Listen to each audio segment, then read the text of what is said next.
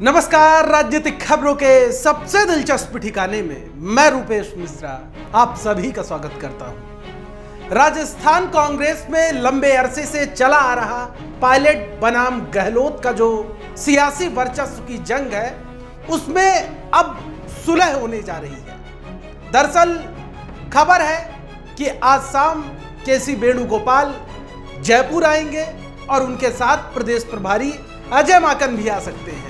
और दरअसल वेणुगोपाल का ये दौरा इसलिए अहम है क्योंकि वेणुगोपाल आला कमान की ओर से जो सुलह का फॉर्मूला है वो लेकर जयपुर आ रहे हैं। वेणुगोपाल के जयपुर आने से पहले एक बड़ी अपडेट ये है कि राहुल गांधी के साथ वेणुगोपाल और अजय माकन मंत्रणा करेंगे और इस मंत्रणा के बाद जो निचोड़ निकलेगा उसके बाद एक रिपोर्ट तैयार की जाएगी और जयपुर में मुख्यमंत्री अशोक गहलोत के साथ उस पर चर्चा की जाएगी। गौरतलब है कि लंबे अरसे से जो पायलट गुट की शिकायतें थी वो बदस्तूर बरकरार थी और लगातार पायलट गुट की ये मांग थी कि जो भी उनकी शिकायतें हैं उनका निस्तारण जल्द से जल्द कर दिया जाए। मंत्रिमंडल विस्तार इसमें से अहम है क्योंकि पायलट कैंप के जो मंत्री थे उनको अपना मंत्री पद गंवाना पड़ा और ये सब पूरा प्रकरण हुए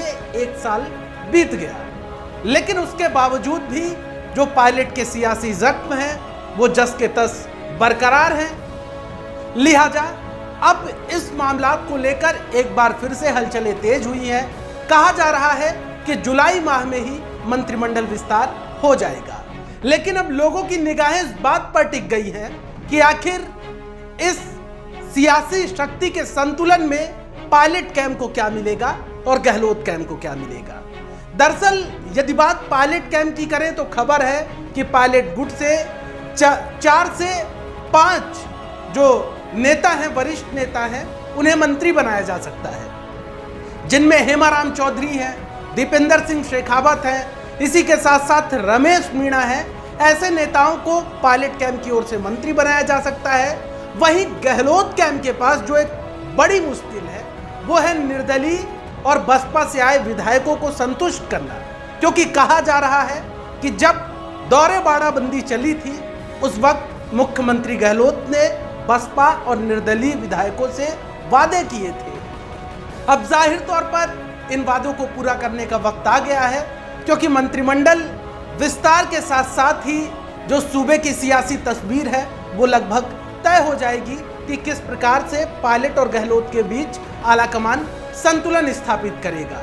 लेकिन इन सब के बीच एक बड़ा सवाल जो उठ रहा है वो है पूर्व मंत्री विश्वेंद्र सिंह को लेकर कि आखिर विश्वेंद्र सिंह मंत्री बनाए जाएंगे और यदि मंत्री बनाए जाएंगे तो किस कैंप से बनाए जाएंगे, पायलट कैंप से बनाए जाएंगे या गहलोत कैंप से।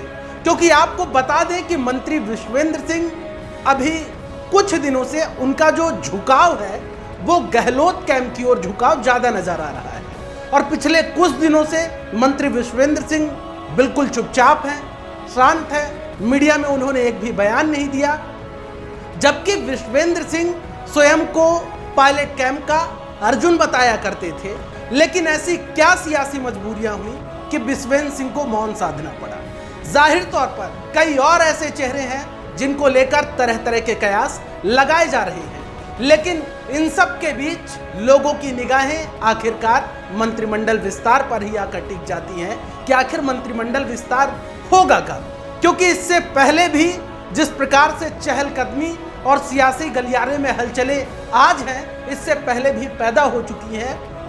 लेकिन इन हलचलों के साथ ही कयासों का बाजार थम जाता था और कहा जाता था बहरहाल मंत्रिमंडल विस्तार टाल दिया गया। लेकिन अब देखना यह होगा कि इस बार भी मंत्रिमंडल विस्तार टलता है या फिर होकर रहता है। इस पर तमाम सियासी विश्लेषकों की पैनी निगाहें बनी हुई हैं। दोस्तों, राजस्थान की सियासत में जो ये हलचलें पैदा हुई हैं, इन पर द फैक्ट इंडिया टीम की पैनी निगाहें बनी हुई हैं।